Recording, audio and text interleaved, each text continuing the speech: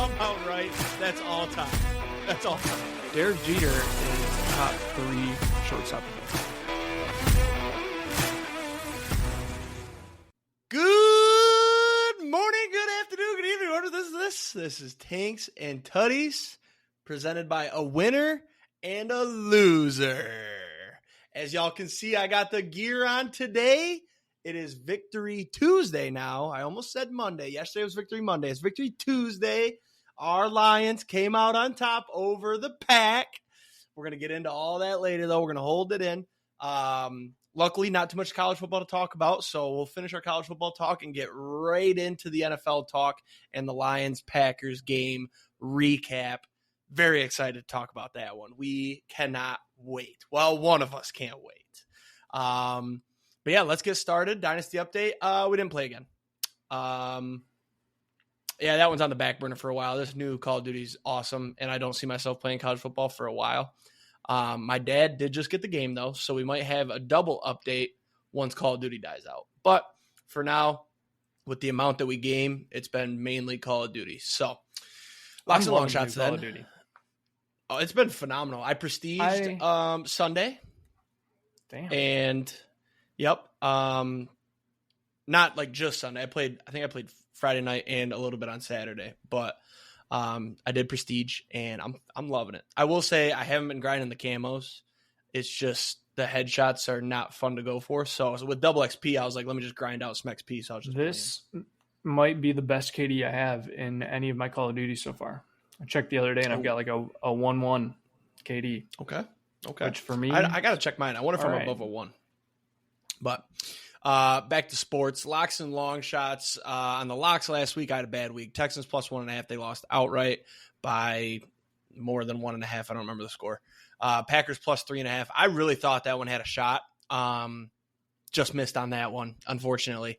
But we did hit Patriots plus 3.5 at the Titans. That was a win. We'll talk about that one later because that game was sneaky good. So this week, I've got 4 of them.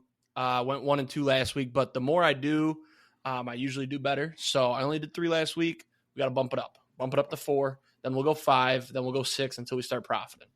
Bengals plus 6.5, minus 120 at the Ravens on Thursday Night Football. The Bengals got to make a jump here. They got to get going if they want to make the playoffs. This feels like the perfect spot. It's a Ravens team that looked great last week. They did lose to the Browns, so I'm just hoping we get the Ravens team that played the Browns and not the Ravens teams that just beat up on the Broncos, who actually have a good defense. I will say the Bengals' only trade deadline move was to acquire a third running back. So not sure, not the Ravens, the Bengals. Did I say the Bengals? Yeah, the Bengals. Yeah, they acquired Khalil Herbert. Yeah, but Zach Moss is out for the year. Oh, I didn't see that. Okay. So, all right. Yeah. I'm just a little bit upset because I have Chase Brown, and he was finally like doing some shit in fantasy. I've been holding on to him for weeks, and now he's still RB1. No, he's gonna get sniped. Bears minus 6.5 versus the Pats. This is a sloppy pick. It's probably a bad pick, but the Bears are due. They looked great at times. They've looked very poor. And the Pats actually did just look okay last week. They're fun with Drake May on the field, but I gotta hope with the Bears being at home, they can go ahead and win this game by 7. I think they win by 10-14. 49ers at the Bucks. I initially had the Bucks, and then I remembered that McCaffrey is likely to be back this week. He hasn't played a snap this year. I think this is a great spot. Take the 49ers minus 5.5. I think they win this game by a lot. The Bucks they competed, man. They looked good on Monday, I will say. They competed. Their defense looked great at times. But I just think the 49ers are going to turn a corner soon, and I think it's right here. Bucks got to fall off eventually. I mean, Baker is throwing to nobodies except for Otten. And then we're going with the home team, the Lions. I feel like they have covered in so many games this year, and I haven't thrown them out one time. I bet against them last week. Not actually bet, but just for my lock. And that worked perfectly. It was supposed to be a jinx.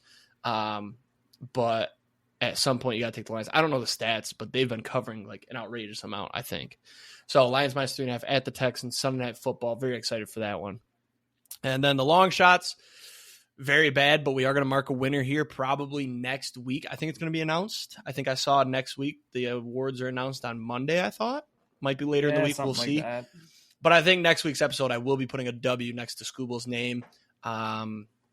but I do want to wait until it's announced so we have another excuse to talk about him again. Terrion Arnold over 2.5 interceptions. He's not getting an interception this year. He doesn't ball hawk at all. He plays and the other thing too is the Lions are playing all man coverage essentially to make up for not having any pressure.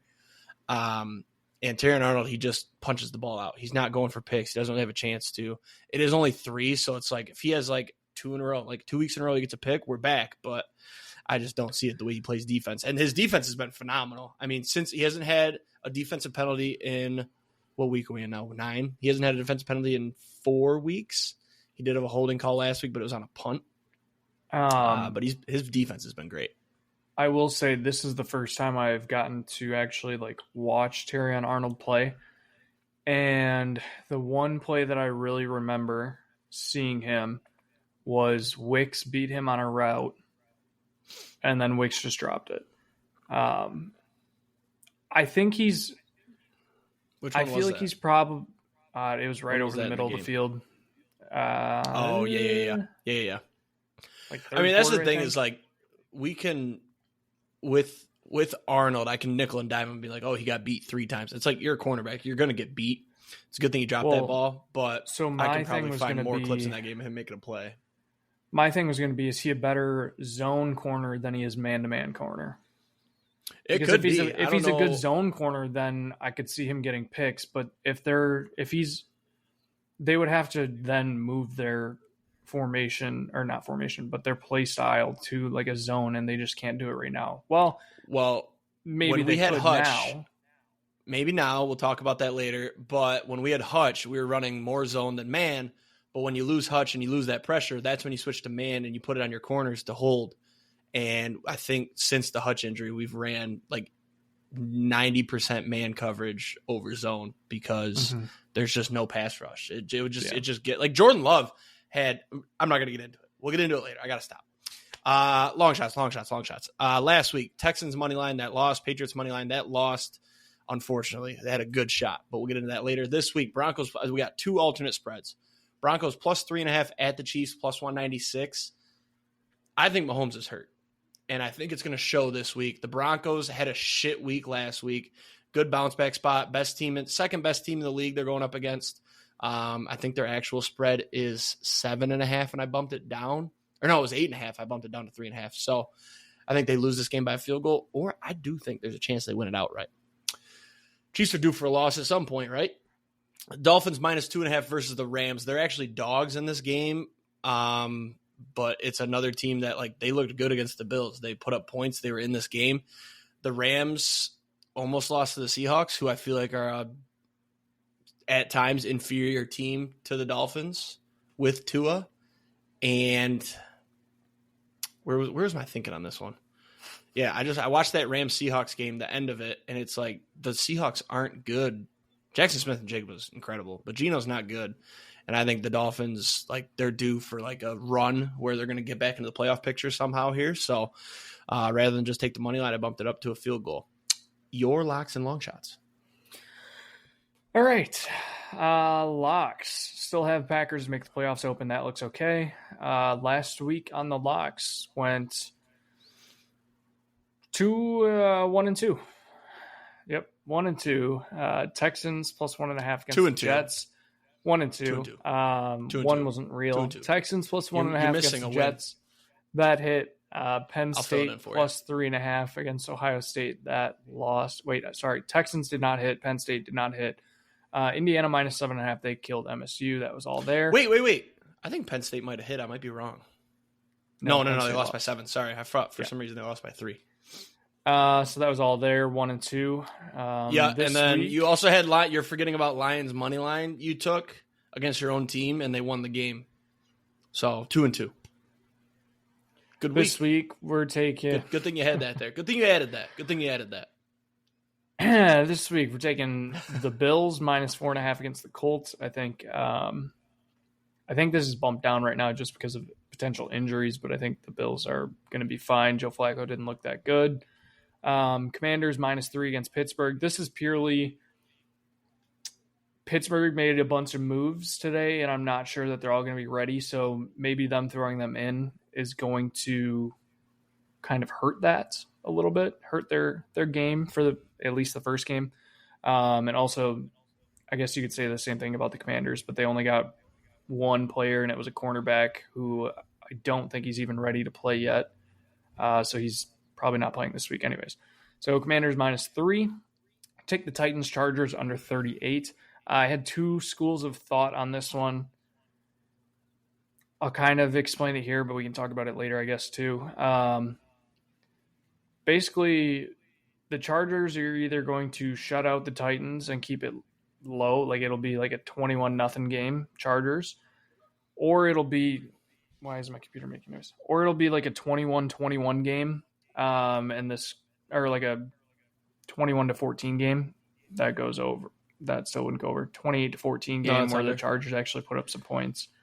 Yep. And it goes over. So I'm going to probably stick with the Chargers here once we get to Paige's picks and think that they shut out the Titans and we go under. So last one, I'm going Eagles -7.5 against the Cowboys. Cooper Rush starting this week. Eagles look phenomenal. The Cowboys don't look good. The Eagles did not look phenomenal. Did you watch a thing of that game? They look good for 3/4 of the game. They looked good for 2 of the quarters. 3. But Cooper Rush, 5-1 as an NFL starter. Watch out. Not good. Long shots, 26, 65-1. That's a big number. It's a big number. Last week, Texans money line that lost. I literally called that a trap too. Walked right into the fucking trap, loaded up on the Texans for Thursday Night Football. All the Texans team props, just fully said it. Like when I tweeted it for 50 Days of Football, I said, I'm fully expecting this to be a trap game, and I'm probably going to lose every single one of these bets. And I got absolutely fucking waxed. So, yeah. Loss on the Texans. Penn State lost. Wisconsin lost. 0-3. This week, Ole Miss money line +114 against Georgia in Ole Miss. I don't think Georgia's that good. I don't think Ole Miss is that good either.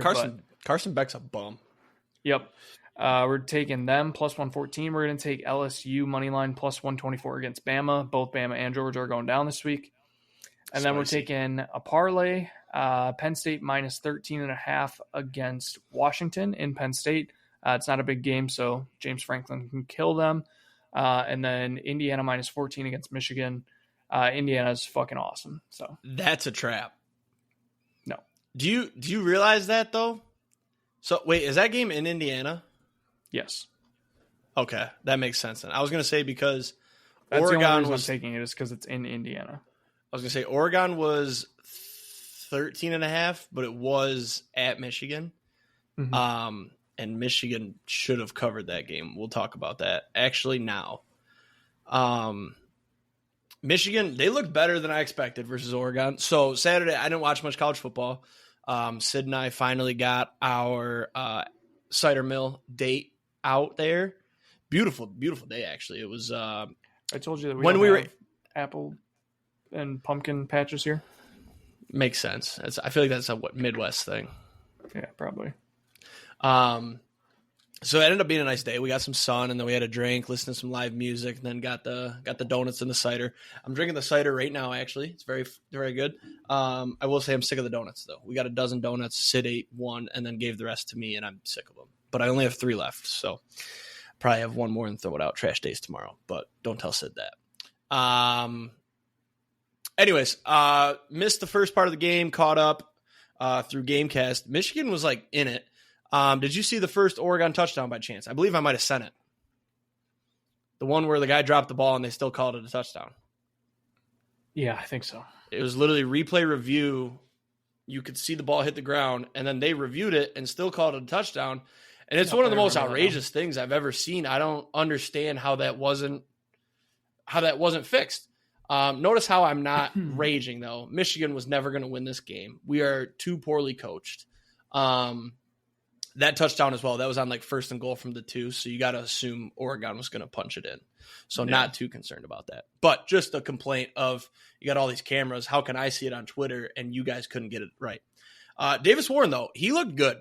I got to take back all the bad things I said about Davis Warren, about him being a Make-A-Wish kid and all these things.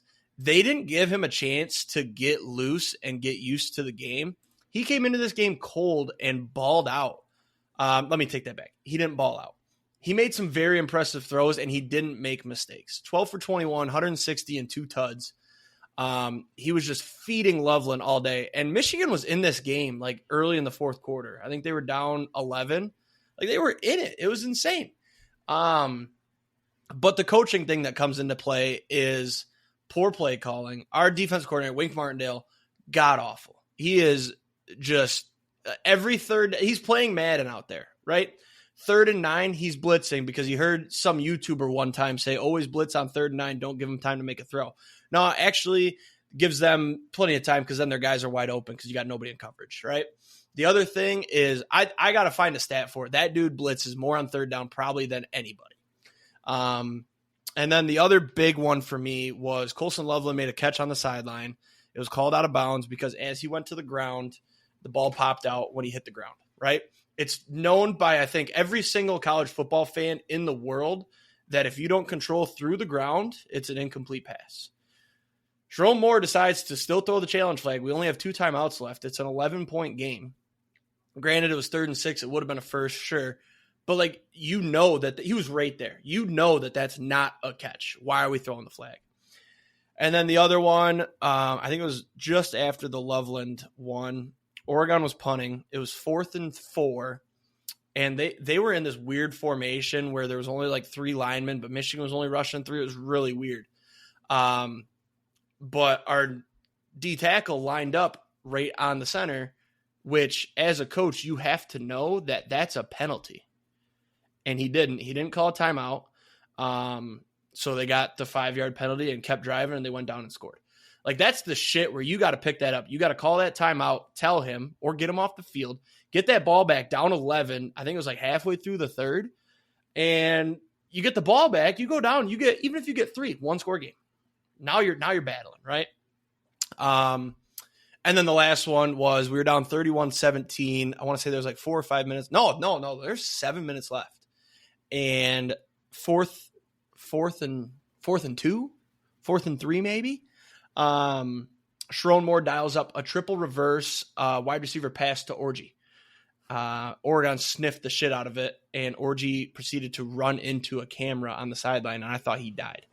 Like, just shit like that. Like, what kind of play call is that, dude? Davis Warren, who was playing a very good game, put the ball in his hands, right?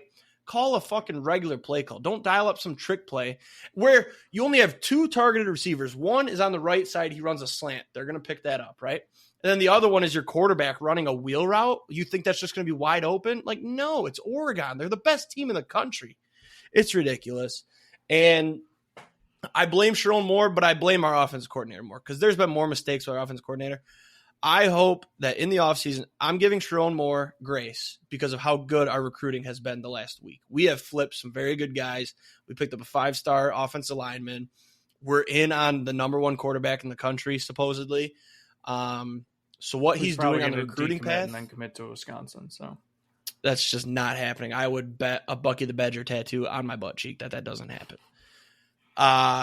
Yeah, his recruiting's been phenomenal. So he gets my grace. He's got at least a year, but you got to show me something next year. And you got to fire both coordinators. They got to go. They're so bad. This is the last long rant about Michigan, unless they do something completely outrageous or if they upset a team. That's where we're at now. We're 5-4. We've got Northwestern left on the schedule. If we win that game, we'll get a bowl. And then you've got Indiana this week, obviously, and then Ohio State. If we upset Ohio State, you're going to have to listen to me for 25 minutes because it's just going to be a Ryan Day shitting. I'm going to shit all over him. But cheers to 5-4. Cheers to 5-4, baby. I will say Michigan, way tougher schedule, but that's okay. We were national champions last year. We should be doing better. I also found out, and this would really drive me nuts. Davis Warren has another year of eligibility, and if he starts next year we have a 4-star quarterback who's a sophomore currently. If Davis Warren is starting over that guy next year, I don't know how I'll react. It won't be good.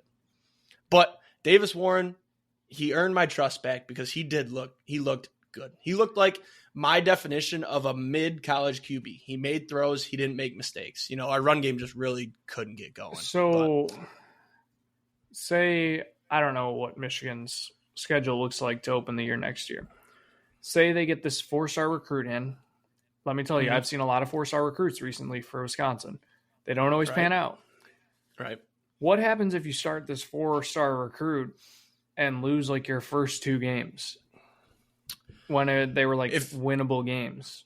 If you start, if one of them is Texas, we play Texas again next year.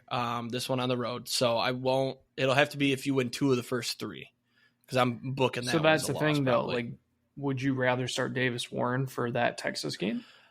I would hope. No, you know what I would probably be saying myself. So let's add another thing to this. Let's say we also get Bryce Underwood, the number 1 QB. I will definitely be calling to start the true freshman, without a doubt in my mind. There's no way I'm going to sit there and be like, no, we got to save Underwood. Let's start Davis Warren. No, I'm definitely going to call for the true freshman.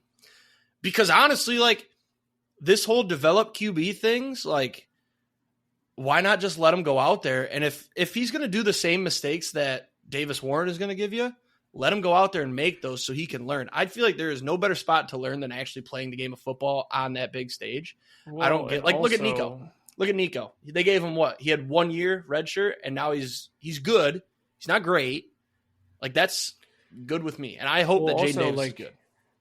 I think if you guys get Underwood and you don't, I don't want to say if you don't start him, because I think we wouldn't start him. I don't think he wouldn't start at LSU either. That's the thing.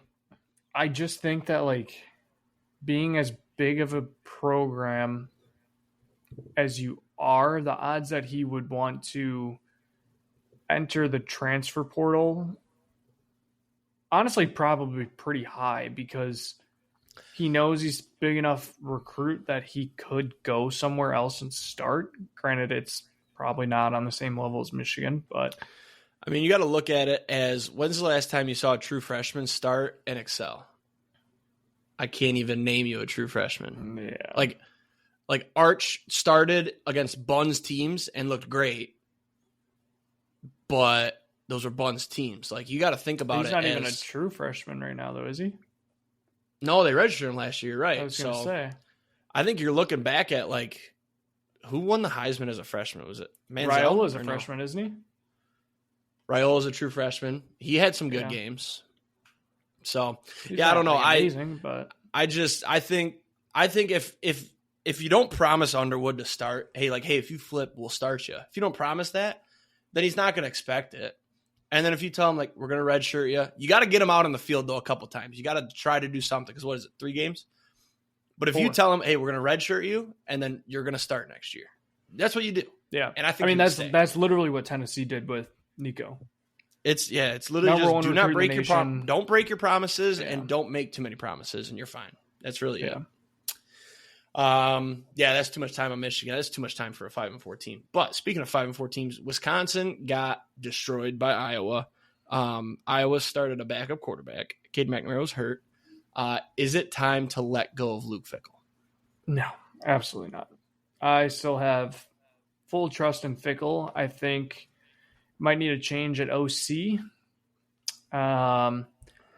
We've got to get a fucking quarterback. I thought maybe Braden Locke would be okay. 15 for 29 for 137 yards is not going to do it. Not in an air raid offense.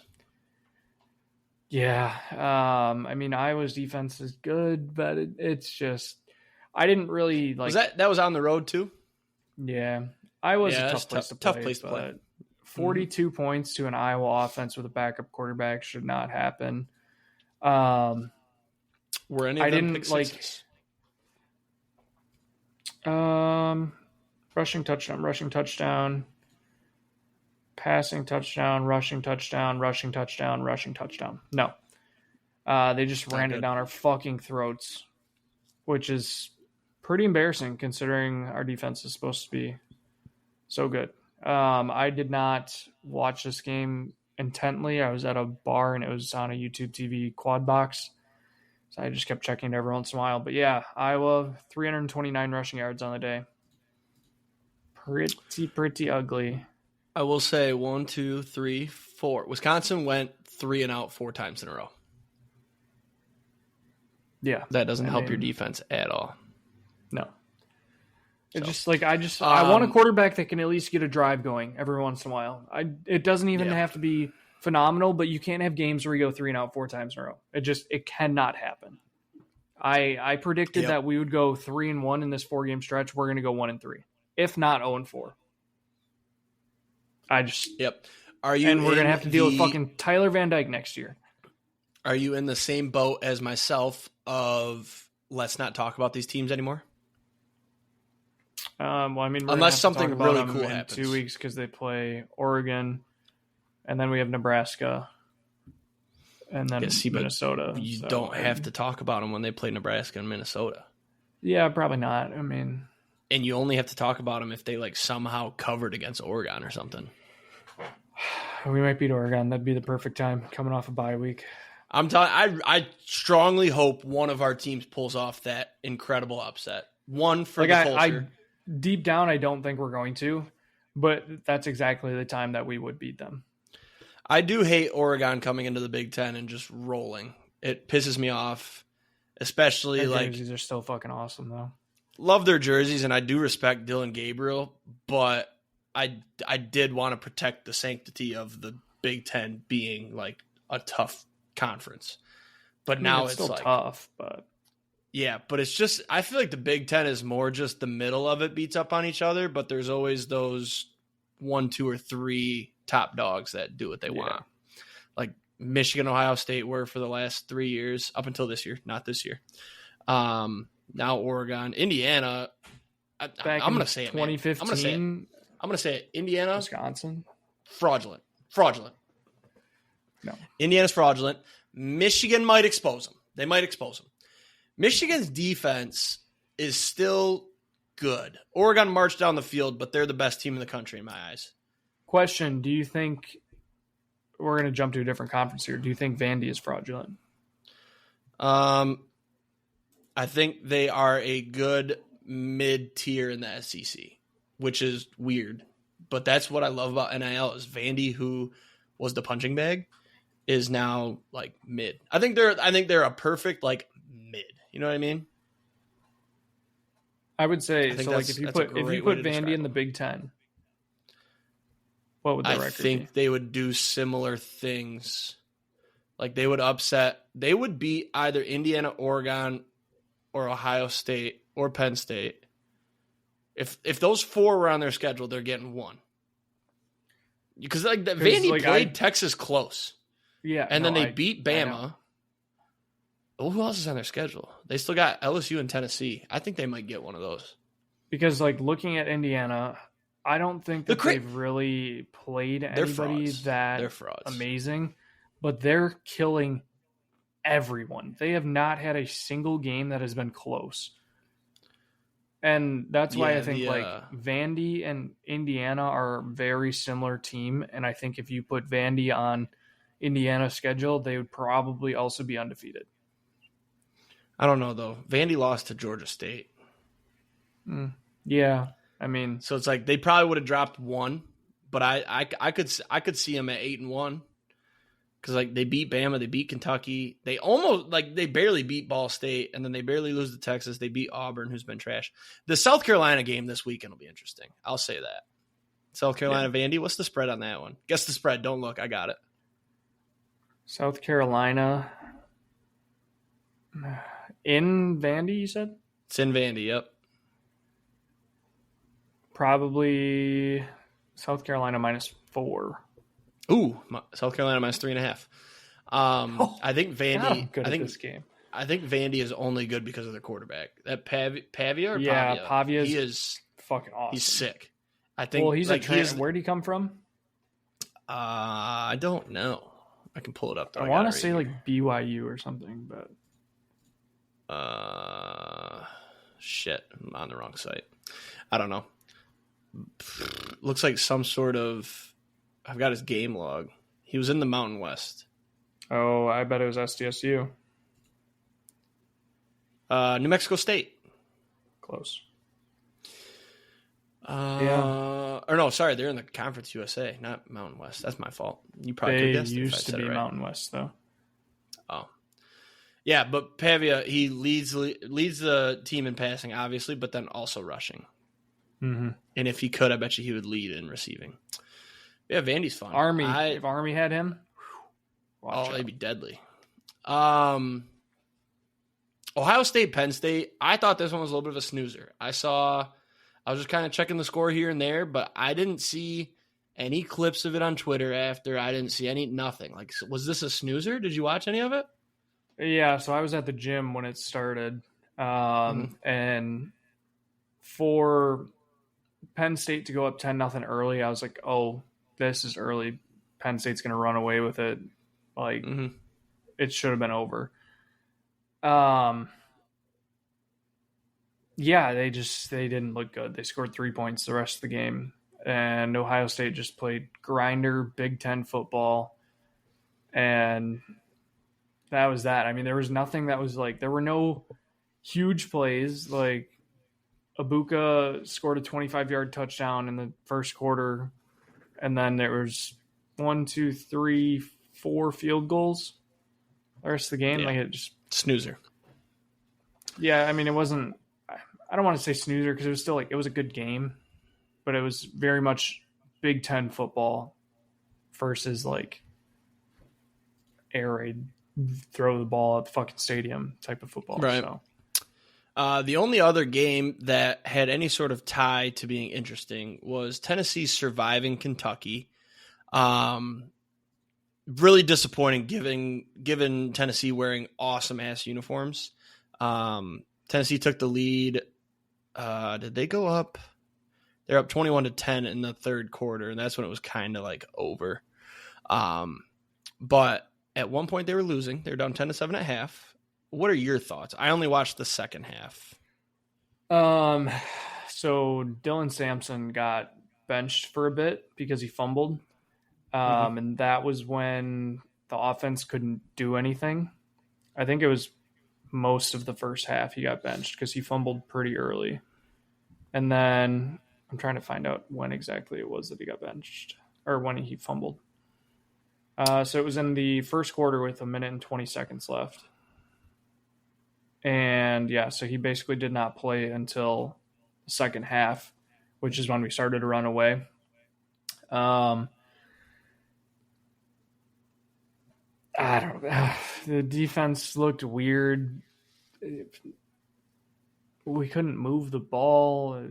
It was weird. Nico, honestly, this was probably one of Nico's better games that he's played all year, which was really nice to see. I did watch the highlights just so I could kind of sound like I know what I was talking about. He looked bad in the first half, and then second half he was like really good. He was really good in the second half. But first half he was kind of normal Nico, just kind of mid first half. Yeah. He started to make some throws that were like, all right, but then there were also some throws again where it's like you made that other throw and you couldn't make this one. Like what is that? Kentucky, not good. We should have blown them out of the fucking water. But also, 17.5 point spread on this game. I almost took Kentucky. I just didn't have the guts to do it. Well, not the guts. I couldn't get myself to bet on Kentucky because I don't like Kentucky, especially after they fired me. Kentucky's just not that good. For some reason, almost beat Georgia. Remember that? Always close. Yeah. Kentucky's been very weird and this year. They beat Ole Miss when they were ranked 6th. Yeah. People forget about that. Like, if you go back, so I'm going to look at Kentucky's scores right now. 3-6 with wins over Ole Miss on the road when Ole Miss was number 6. Ohio blew them out. And Southern Miss. Nothing that impressive outside of Ole Miss.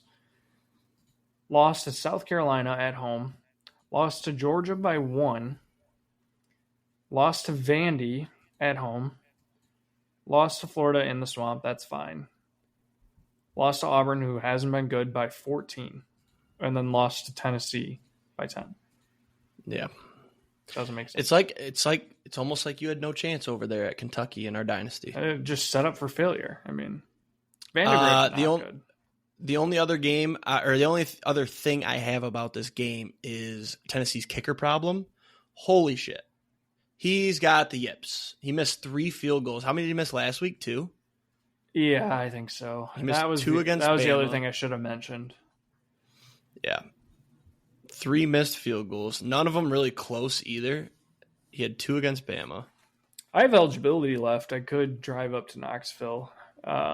Been working the legs a little bit. Used to play soccer. I could probably make some. Let me see how long the field goal was. So he missed a 43-yarder. You got to make that. Then he missed a 40-yarder. Got to make that. And then to start the second half, he missed a 34-yarder. And yeah, like none of them were really close. Like he's just got the yips. He didn't end up making one either. He made one at the end of the Bama game. So he's missed 3 in a row now.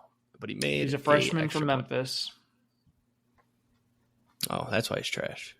Mm-hmm. From Memphis, eh? As long as 45. Yeah, Tennessee just kind of feels like that. They're a good team, but they're not good enough. And what are the SEC standings? I think if Tennessee could put it all together, they could be really good. They just haven't had a week where they've done everything. They're tied for first right now. They are not. They are in third. First place is Georgia and A&M. Oh, yeah, technically. A&M just lost to South Carolina. Bad. Yep. But they've got Auburn, New Mexico State, and Texas left. What's Tennessee got left? Tennessee still has Georgia. That's tough. I'm honestly Tennessee's not that got worried about that game. That's crazy. On the road? Yeah, I just like... Show up. But Tennessee has gotten up for big games this year. Like the one loss they had was to Arkansas, that was a big letdown game in Arkansas. Every other big game, like beat Oklahoma by 10, beat Florida. That was in overtime. That one wasn't. Beat Bama by 7. I don't know. I don't want to say got up for it, but I think they'll be okay. All right, moving on because I can't wait any longer. The Detroit Lions went into Green Bay and said, "Daddy's home. We've missed you guys." Got the dub. How should we do this? Should I just go off and let you rebuttal, or should we do a joint conversation? Let's try to do a civilized joint conversation. Well, I have to call my haters at some point. You can do that. We'll get to that. But I'm going to start with a little bit of a little olive branch. That's what you offer when you're trying to make peace, right? A little olive branch. Some Lions fans on Twitter are annoying me. I think I texted you this. I don't remember when. I think yesterday, but I think we are starting to get bandwagoners, and like not like the traditional sense.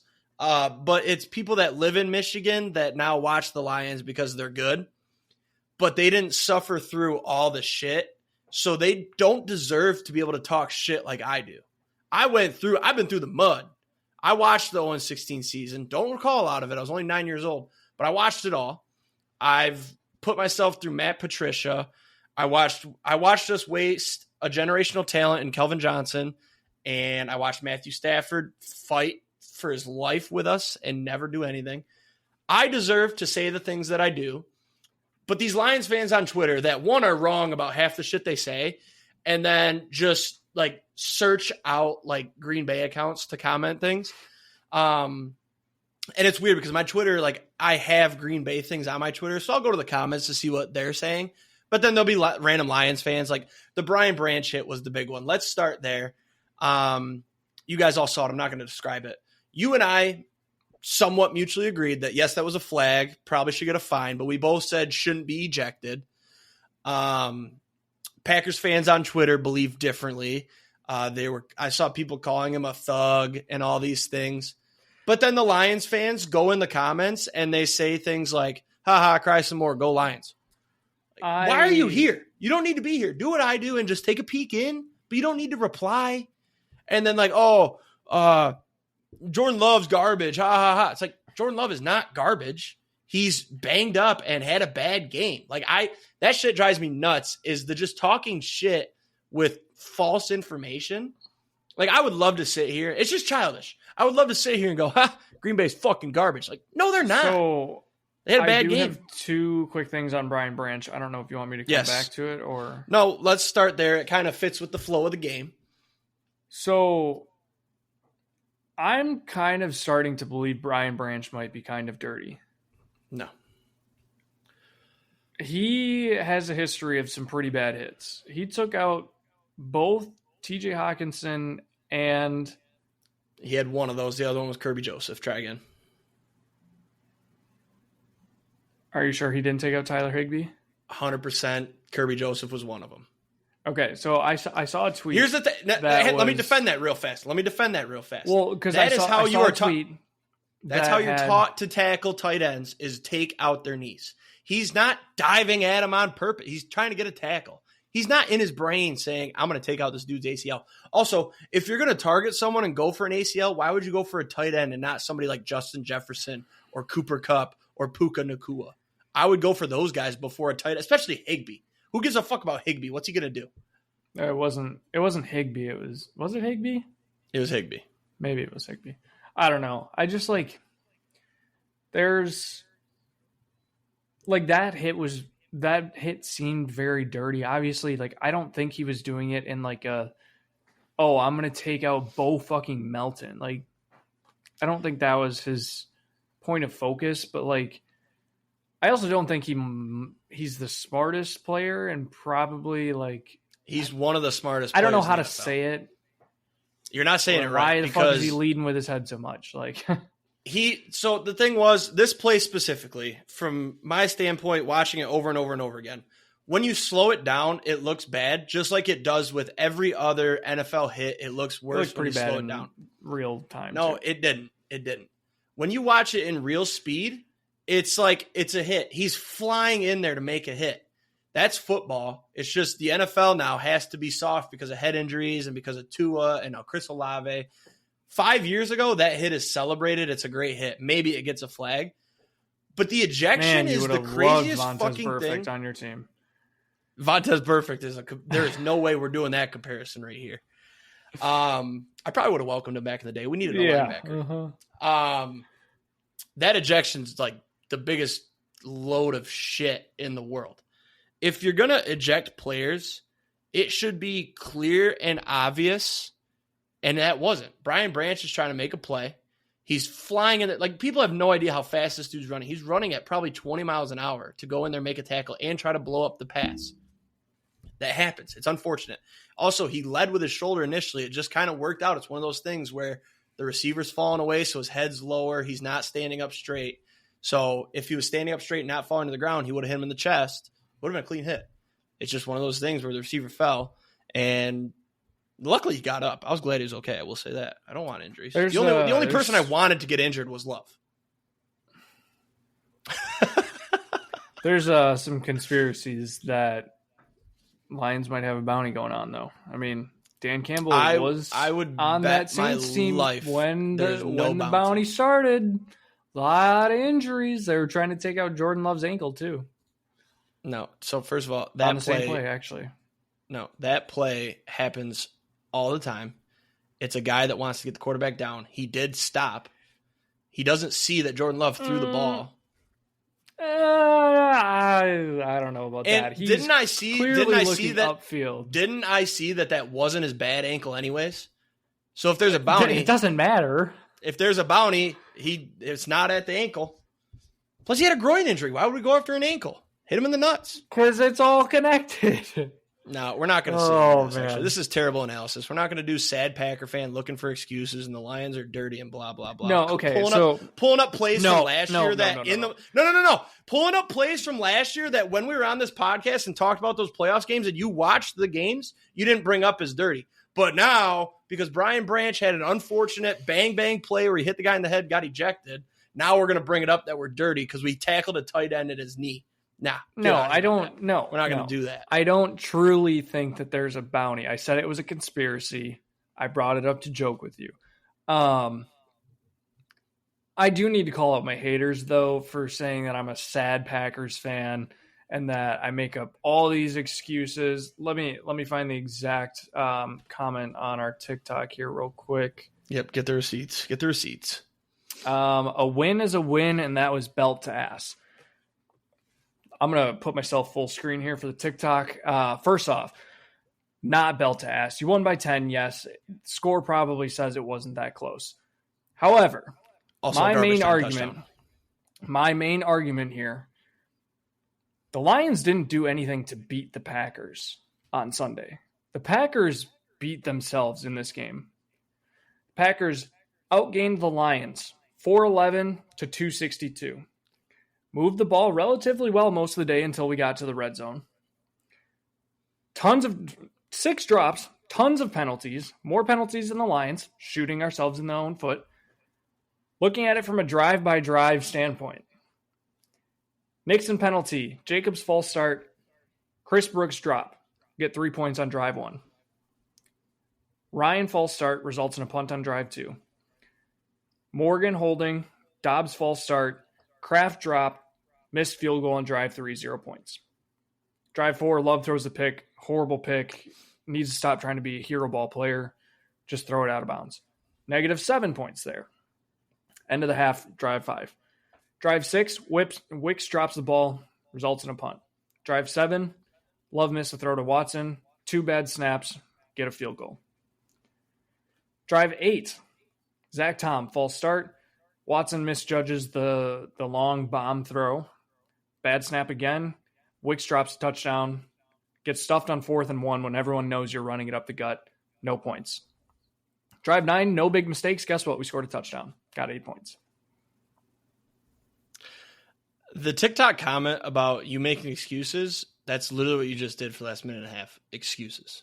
It's not excuses. I'm saying we shot ourselves in the foot. That's what the Lions do to teams, though. You fear us and you fuck up.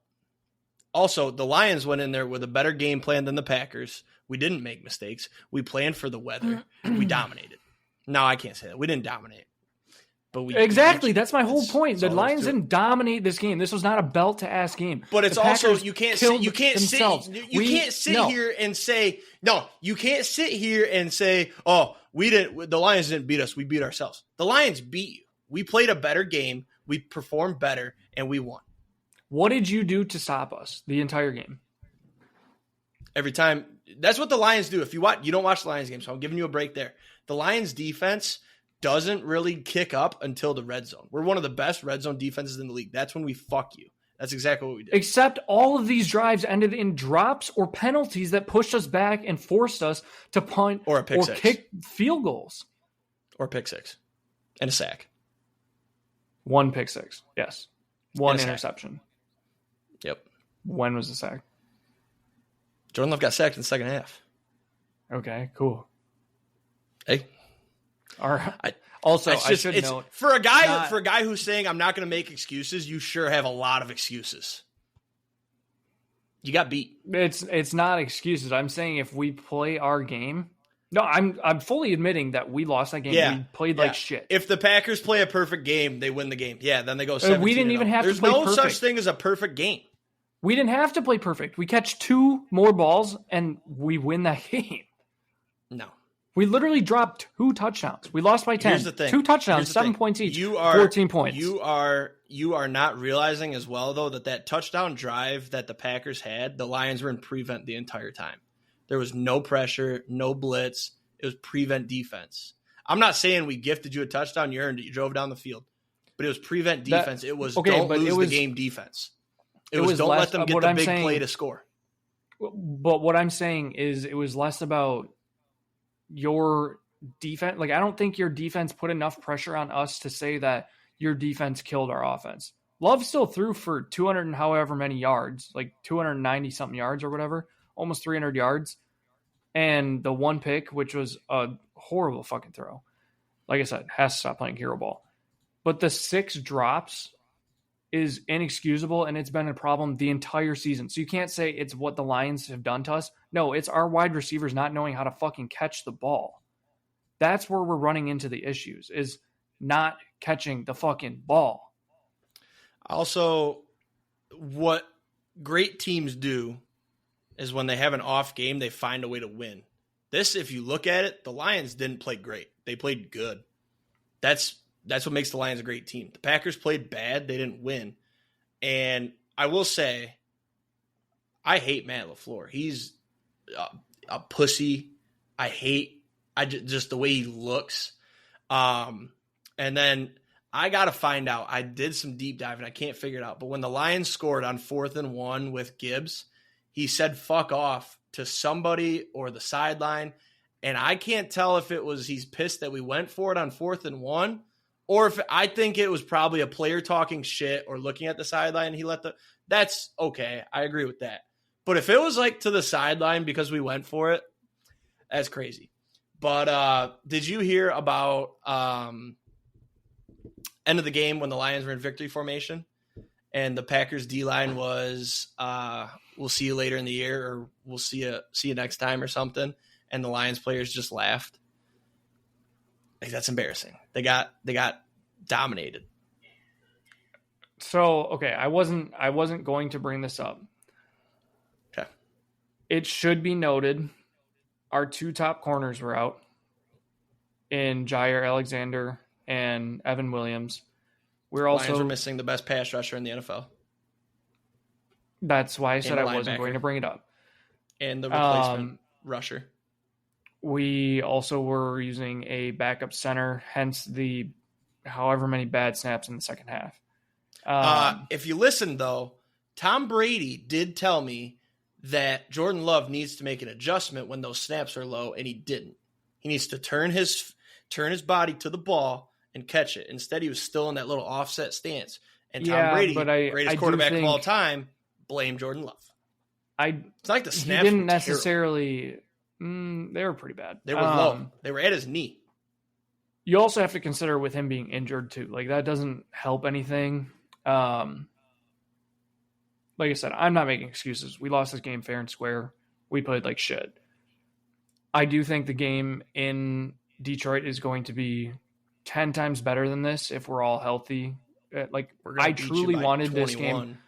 I wanted everybody to be healthy for this game. Your team, our team, no injuries in the game, whatever. I wanted this to be best on best. Let's get a super competitive game.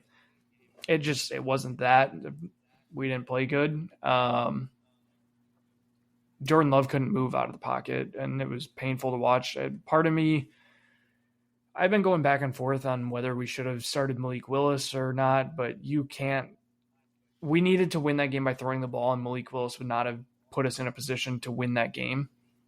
But also, like, the bye is this week. We could have just said, hey, fuck it. Like, let's put Malik Willis out there and see what happens and just rest up Love and get him healthy.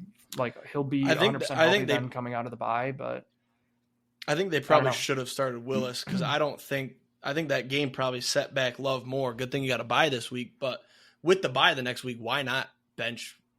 And also, Love, like, we probably Willis. have the hardest part of our schedule coming up, I would say. We've got the bye this week, which we're going to win. And then we've got the Bears on the road. I'm not that worried about that game. Niners at home. Probably tough. Dolphins at home. Could be tough, but it'll be cold, so we'll probably win. Lions in Detroit. Seahawks in Seattle. Saints at home. Easy. Vikings on the road. Bears at home. So we still got 4 divisional games, and then the Niners, the Dolphins, and I guess you could say the Seahawks in there. Seahawks are they're either an incredibly tough game or it's like a cakewalk. Mm-hmm. Like, they went in when we played them at home, it was a fucking shootout and they looked incredible on offense. But then they've had weeks where they look like shit.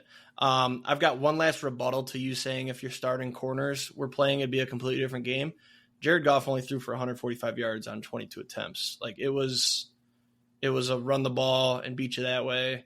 And Jared Goff, he didn't make those when he needed to. But I think you get your corners back and we're back in the dome. I think the next game is more of a shootout. Jordan Love gets healthy. Your receivers learn how to catch and drop or don't drop the ball. It's a different game. It's a shootout. take the over next time is what I'm saying. The one thing I do attribute are like the one big play that I think of when I think of our cornerbacks being out is that first touchdown to Amon-Ra. If Nixon turns around, that's an easy pass breakup. And I think if either Jair or Evan Williams is there, that's probably not a touchdown. And I think if Jair's playing, that's not the play call. I think it was we're going to. That's also probably true. Yeah. That's the other thing I've seen on Packers Twitter a lot is that Nixon is a backup and he's garbage. And I think that's why that play was called on 4th and goal. I mean, I wouldn't say he's garbage. He's more of just like a special teams guy than he should be like actually in the defense. But yeah, he was a fucking all-pro returner last year. Last point, and then we're gonna have to speed through games because this went long, which we knew it was going to. I forgot my point. Shit. We were talking about it. Nixon's penalty on the kickoff. We were like, what the fuck was that for? Did the research. He ended up shoving a Lions player on the sideline after. But I will say, I watched it again too. I didn't catch it live. That was a late hit by Reeves-Maybin. I mean, he was healthily out of bounds, and Reeves-Maybin shoved him. And I think if Nixon put on more of a show and kind of like jumped into I don't know if it was the bench or the water cooler. If he did that, he gets a call. And he got basically punished because he didn't do anything. He was hit. It was late. And but he ended up shoving. I don't remember if it was a coach or a player, but he shoved him. Probably said something, you'd assume. The encroachment call. Yes. That is one where I'm not going to admit that it was a bad call, but it's a call that's 50-50 and it shouldn't be. Like sometimes they call it a false start and sometimes it's encroachment. Like that needs to be they made it the other way last year in our game. Yeah. It needs to be in the rule book. Like, hey, if the center lifts his head but doesn't snap the ball, then it's a false start. Or if that's the thing is you would have to make it's a false start or else teams are going to use that and it's going to be a thing. Well, and that's the thing is he lifted his head, dropped his ass like he was going to snap it and then didn't snap it. Because I get it. Like it's a silent count. But I saw Lions fans trying to argue. Lions fans were trying to argue in the comments on that one that he didn't drop his ass. And it was like identical to the very Packers clearly one. Like it was head up, drop the ass. Like, yeah. I don't know. I think if they do, what was I going to say? Even if they do get the false start, I think the Lions still go just because I think Dan Campbell was in like psychopath mode at that point. Yeah. I think my last point on this game, I think this could have went a lot of different ways. So that's why I'm not saying that like the Packers should have won this game. Said it multiple times. I'll say it again. We lost fair and square. It's an L, whatever. We need this bye week more than anybody. Move on, get healthy. I am a little bit disappointed today just due to the trade deadline and lack of moves. We traded Preston Smith when our D-line is probably our biggest area of need. And we should have went and got a receiver that was available, and we did not. So don't expect us to make a Super Bowl run. The Lions did what they needed to do, and they traded for Zadarius Smith basically for a bag of stale potato chips. They got a 7th as well as Smith, and they gave the Browns a 5th and a 6th. I also saw this was weeks in the making. The week after Hutchinson went down, the Lions were calling about Smith immediately, and they just spent weeks getting the Browns to drop their value. And what the Browns were doing was, hey, yeah, that's incredibly loud. It's hard to focus.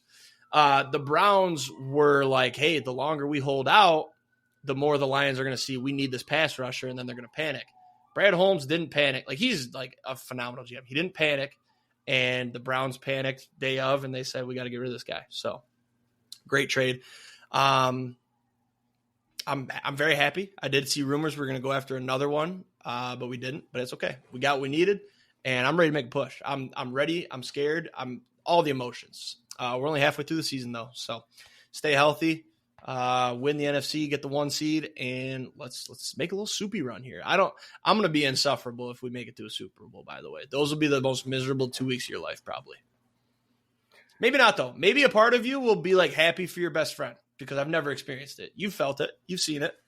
That's the thing, too, is, like, especially after all the TikTok comments. Like, I think I might just switch to a villain role on our TikTok now.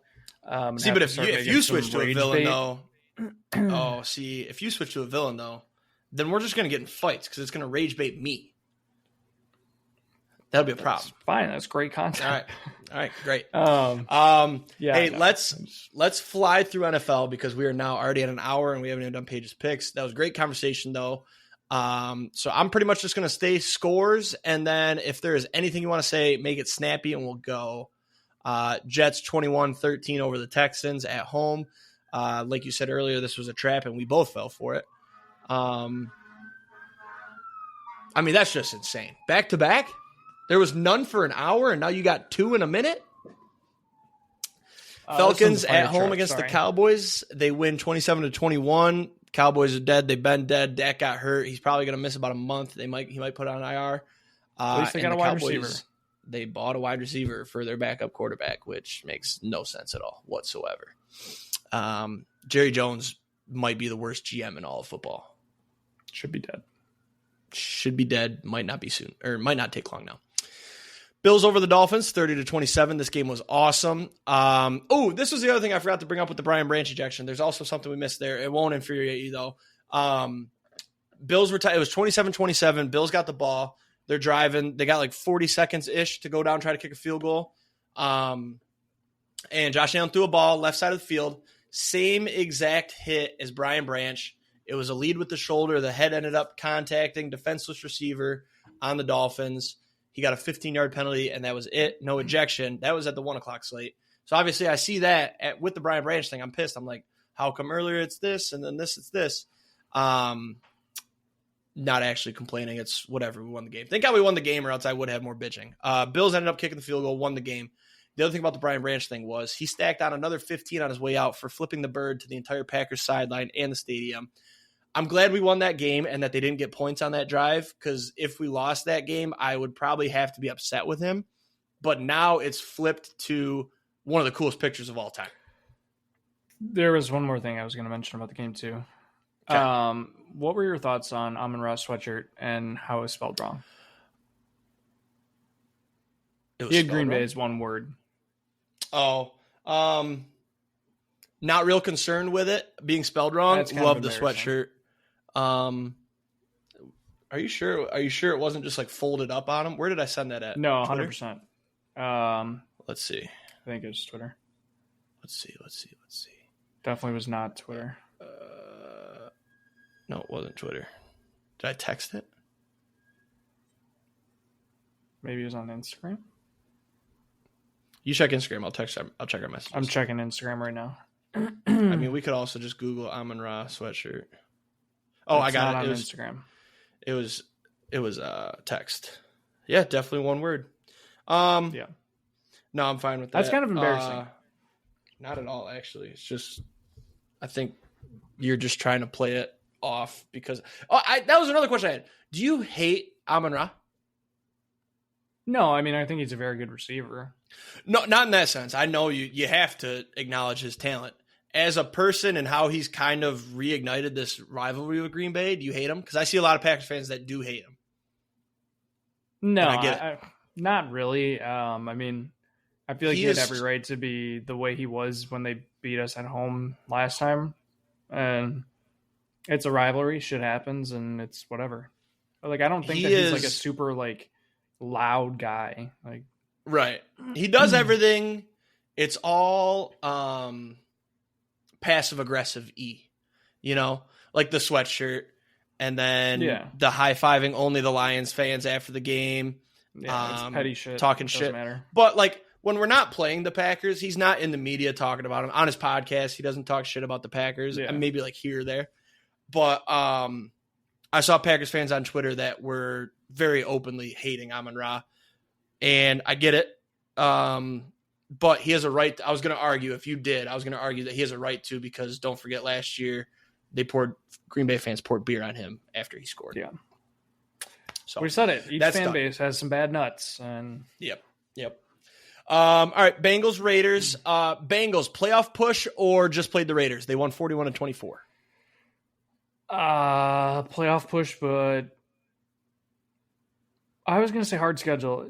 Kind of a hard schedule. Playoff What push. is their schedule? Ravens, they got Chargers, the Ravens, Steelers, twice. Steelers, Cowboys, Titans, Browns. Yeah, I mean, their end of the season is very winnable. I think the Steelers are frauds. You got Steelers, they can beat the Broncos, they can beat the Browns, they can beat the Titans, they can beat the Cowboys. I think they can sweep the Steelers. I think we're gonna have one of those situations where it's a run the table, like Rodgers had, and I think said it last week. Yep. They've also got the Ravens this week, then a bye, and then it's Chargers who they can beat, Steelers, Cowboys. Yeah, I think if they it's close against the Ravens this week, I think playoff push. But for now, it's maybe back, but played the Raiders.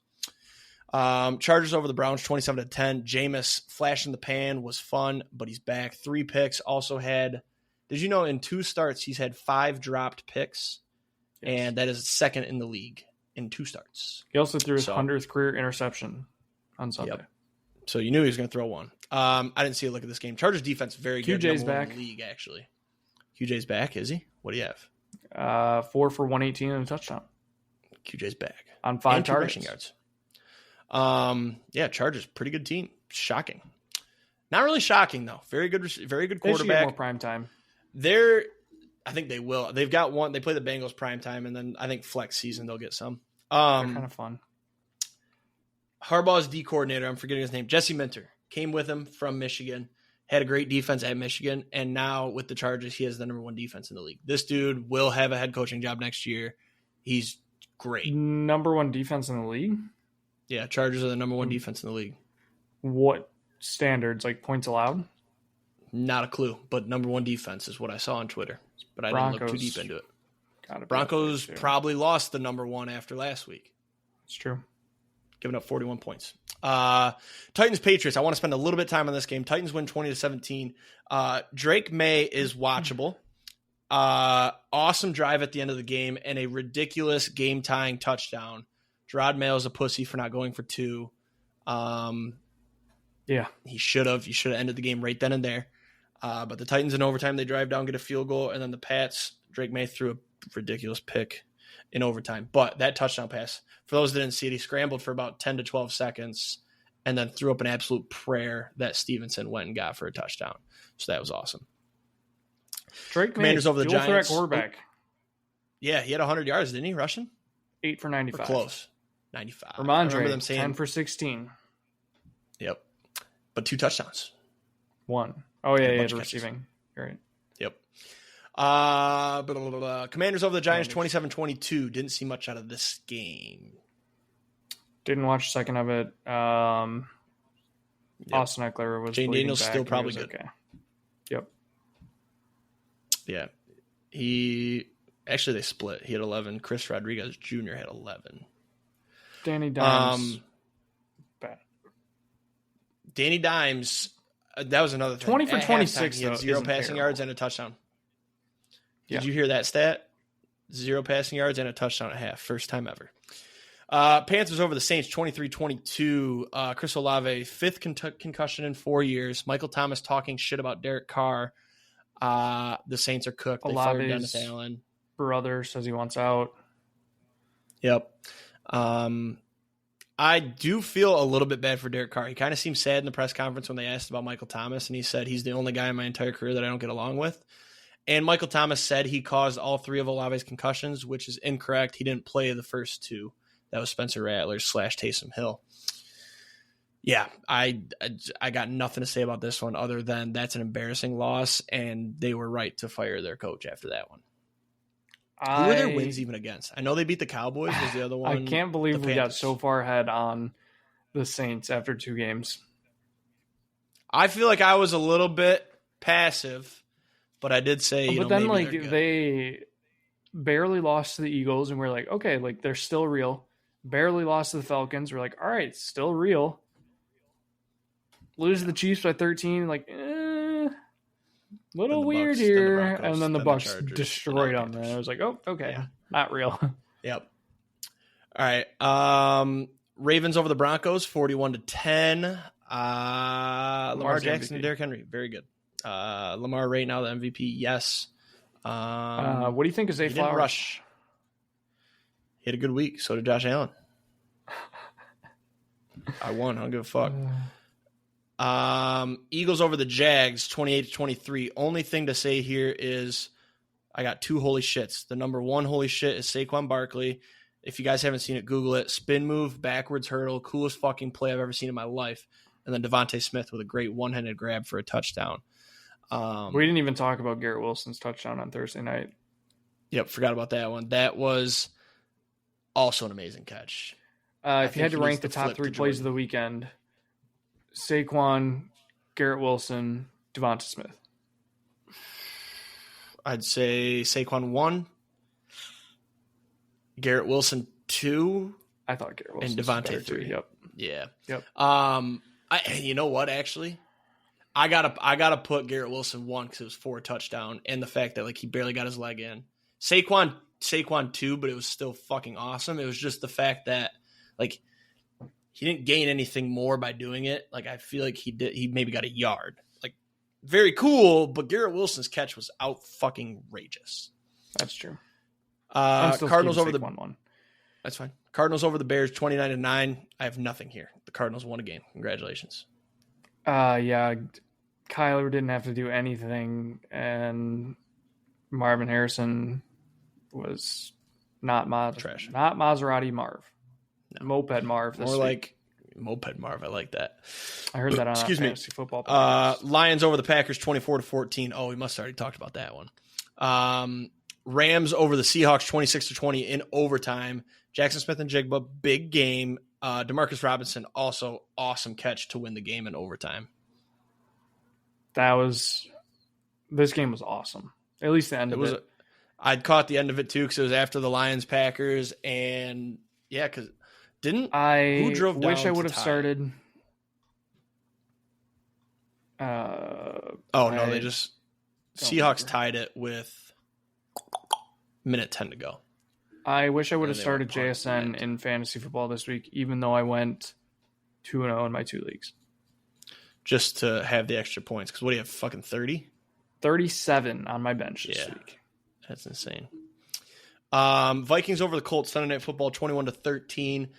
Sam Darnold, first half, started to look trash again, and the second half came out, and he's like, oh yeah, I have Justin Jefferson on my team, and he just threw it to him. So Sam Darnold, he actually ended up having a great game. He just didn't do shit in the first half. But 28 for 34, 290, 3 touchdowns, 2 picks, 2 very bad picks. But one of those was in the first half looking like an absolute dumper. Do we think Joe Flacco old and done or just needed like a game to get warm again? Game to get warm. I think they start him this week and he's good. Also, the sack fumble was unfortunate. That was blindside. And then he got it going a little bit in the second half. You know, I love my boy Flacco. And then Monday night, really good game. Chiefs 30-24 over the Bucks.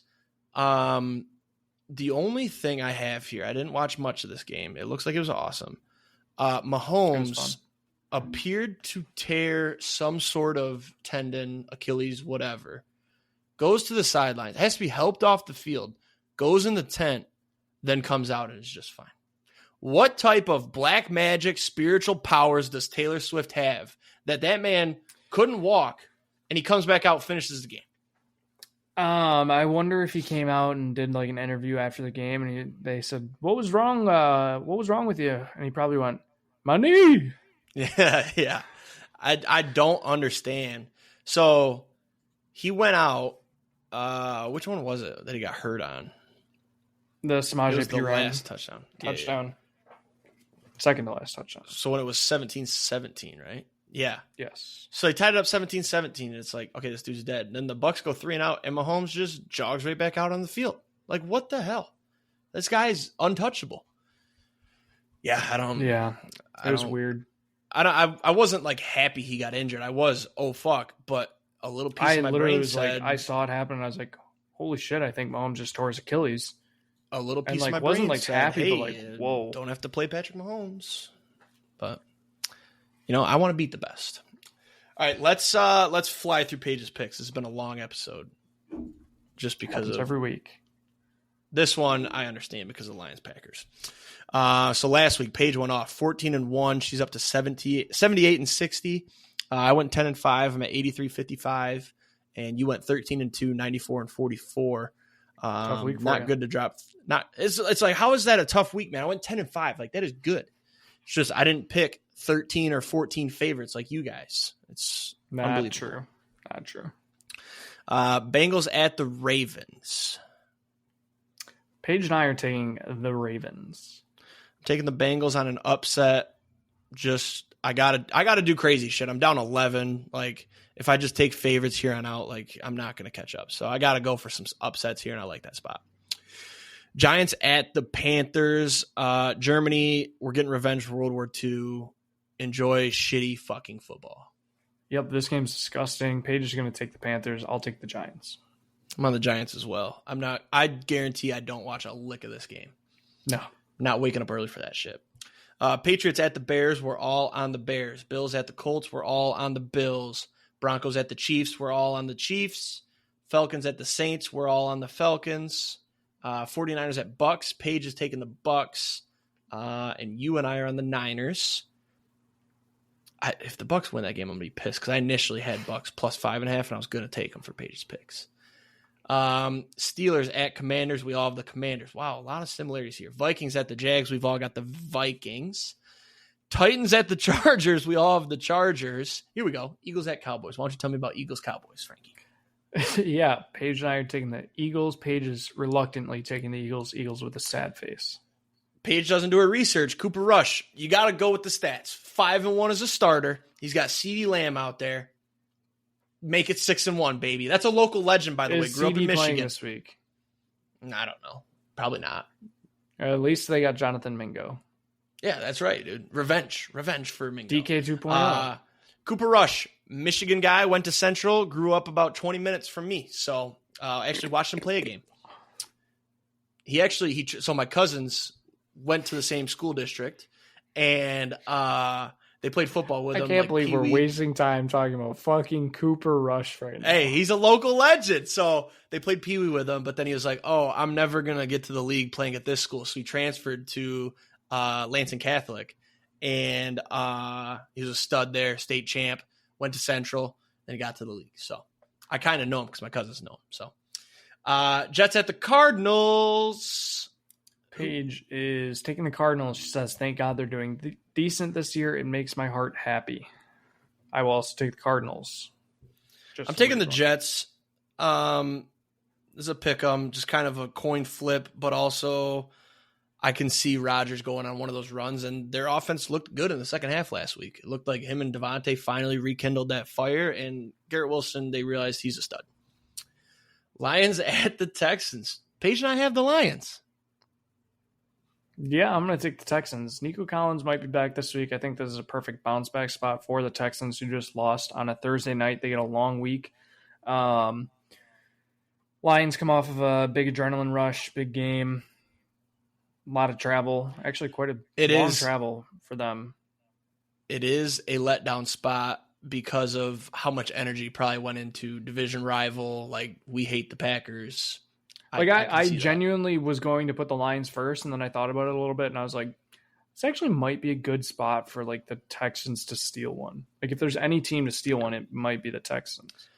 CJ Stroud has regressed a lot in my eyes, and part of it is not having his receivers. But if Nico's back, I will be slightly worried. I love on Twitter Texans fans defending CJ Stroud, saying he's got no receivers and his offensive line doesn't help him at all. And then everybody's just like, so Bryce Young 2.0. And that's literally what it is. So Dolphins at the Rams. Paige is taking the Rams. You and myself were taking the Dolphins because we know ball. And then the last game here, Packers versus the bye. I've got the bye. They're going to win. Packers bye, Billy.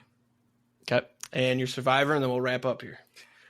Yeah, surviving again. I've used the Packers, the Cowboys, the Texans, the Bills, the Lions, and the Eagles. Kind of got to get a little weird this week. I feel like there's a lot of good teams. I was going to say good teams playing good teams, but it's not really that. It's more like a lot of mid teams playing mid teams.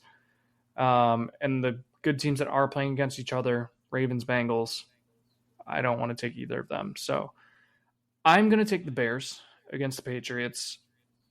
I don't like it, but it keeps me available for the Ravens and the Bengals and the 49ers and the Vikings, I believe, yet later in the year. So I hope you keep going so we get one of those weird ones where it's like, wow, I have to take an underdog. That's what I'm rooting for.